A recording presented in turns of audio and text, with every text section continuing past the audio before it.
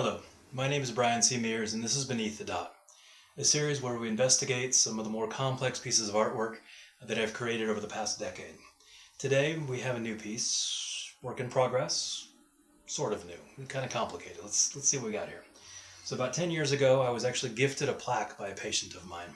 A quote by Carl Jung, "Who looks outside dreams, who looks inside awakens." And from that quote, I actually ended up creating this piece. I was brand new to drawing. I actually used an ink pen on top of a canvas, bent the heck out of the tip, had to buy a whole bunch of pens. It was a mess. But looking inside to be able to see what the heck was there. At the 10-year mark, I decided it was time to go investigate these pieces again, see what new had developed inside. So in that, we have a new representation of the same piece. You can actually see it goes much longer than the other one.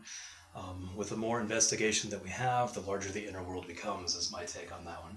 And I only have maybe 10% of it done so far, but we'll take a bit of a look at what the stippling has created down here, and then I'll share with you as I continue with this process. So let's dive on into what's been done so far. Hope you enjoy this episode.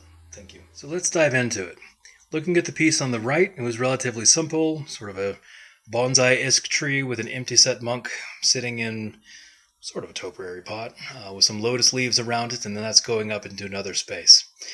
Seeing the mirror down over here onto what's happened 10 years later, we can see the beginning of the tree. The lotus leaves have turned into sort of mountains with the roots of the tree because it's grown so much pulling through.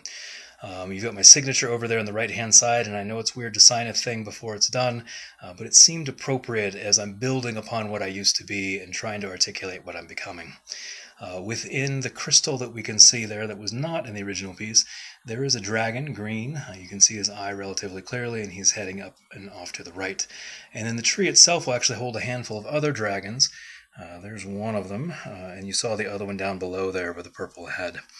There will be the empty set monk again there in the center, a little difficult to see in this light. And then up above we'll just leave as a surprise for now, but definitely we'll have an echo of what was there. Thank you for joining me today for this episode of Beneath the Dot. I hope you've enjoyed it. Please like and subscribe and share with others, and we'll see you next time. Be well, my friends.